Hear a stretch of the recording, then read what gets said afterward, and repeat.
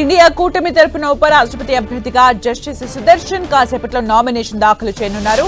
Rajya Sabha secretary ఎన్నికల return అధికారికి ఆయన తన నామినేషన్ పత్రాలు అందజేస్తారు. ఇక సుదర్శన్ రెడ్డి నామినేషన్ దాఖలు ఘట్టానికి ఇండియా కూటమి నుంచి పలువురు నేతలు హాజరు కానున్నారు. తెలంగాణ నుంచి అత్యున్నత రాజ్యాంగ పదవికి పోటీ పడుతున్న సుదర్శన్ రెడ్డి నామినేషన్ పత్రాల దాఖలుకు సీఎం రేవంత్ రెడ్డి హాజరు కానున్నారు.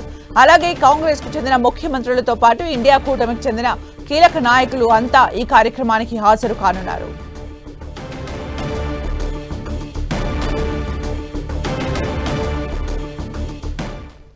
ఇక మరిన్ని అప్డేట్స్ మా ప్రతినిధి గోపి అందిస్తారు. గోపి,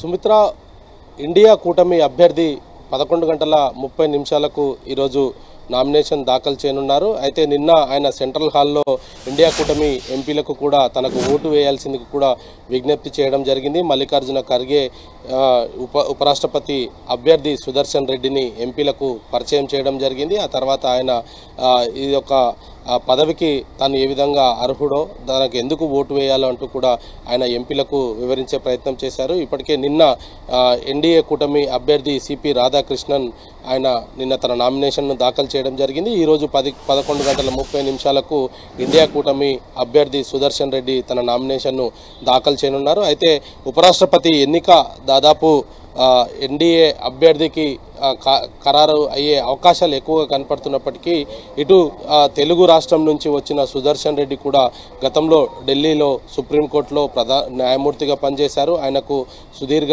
అనుభవం ఉంది. అనేక రాజకీయ నాయకులతోటి ఇతర పార్టీలతోటి కూడా కొంత సంబంధాలు కలిసిన వ్యక్తి, రాజకీయాలకు అతీతంగా ఉన్న వ్యక్తి కావడంతో ఆయనకు తన విజయం పైన కూడా కొంత ఆశాభావంగా ఉన్న పరిస్థితి ఉంది. అయితే ప్రస్తుతం మనం ఈ యొక్క దీనికి సంబంధించి చూస్తే, అంటే బలాబలాలకు సంబంధించి చూస్తే, ఈ యొక్క ఎన్నిక ఎలక్టరల్ కాలేజ్కి ఓటర్లు మొత్తం 782 మంది ఉన్నారు. అయితే దీంట్లో లోక్సభలో 543 మంది ఉన్నారు. ఒక్క సీటు ఖాళీగా ఉంది. రాజ్యసభలో 245 స్థానాలు ఉన్నాయి. రాజ్యసభలో 5 ఖాళీలు ఉన్నాయి.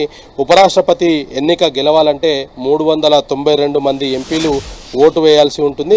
అధికార ఎన్డీఏ పార్టీకి 2 సభల్లో కలిపి 422 మంది సభ్యులు బలం అయితే ఉంది. అయితే ఈ యొక్క రహస్య బ్యాలెట్ ద్వారానే ఈ యొక్క వైస్ ప్రెసిడెంట్ ఓటింగు జరగబోతుంది. ఏ పార్టీకు కూడా విప్పు జారీ చేసే అవకాశాలు లేదు. ప్రాధాన్యత క్రమంలోనే అభ్యర్థుల ఎంపిక ఉంటుంది. మొదటి ప్రాధాన్యత ఓట్లలో 292 వస్తే ఈ యొక్క విజయం ఖరారవుతుంది. అయితే 422 ఉన్న అధికార ఎన్డీఏ తన అభ్యర్థినే గెలిపించుకునే ప్రయత్నం చేస్తున్నారు. తటస్థంగా ఉన్న పార్టీలకు సైతం, అంటే ఇటు తెలుగు రాష్ట్రాలకు సంబంధించిన ఇటు వైఎస్ఆర్సీపీ, అదేవిధంగా బీఆర్ఎస్ పార్టీకి కూడా వాళ్ళు రాజ్నాథ్ సింగ్ మాట్లాడడం జరిగింది. తమ అభ్యర్థిని బలపరచాలంటూ కూడా ఆయన విజ్ఞప్తి చేయడం జరిగింది. మరి ఈరోజు నామినేషన్స్కి కూడా చివరి తేదీ కావడము, ఈరోజు 11:30 ఇండియా కూటమి అభ్యర్థి సుదర్శన్ రెడ్డి కూడా తన నామినేషన్ను దాఖలు చేయనున్నారు. సెప్టెంబర్ 9వ తేదీన ఉపరాష్ట్రపతి ఎన్నిక అవుతుంది. అదే రోజు కూడా రిజల్ట్స్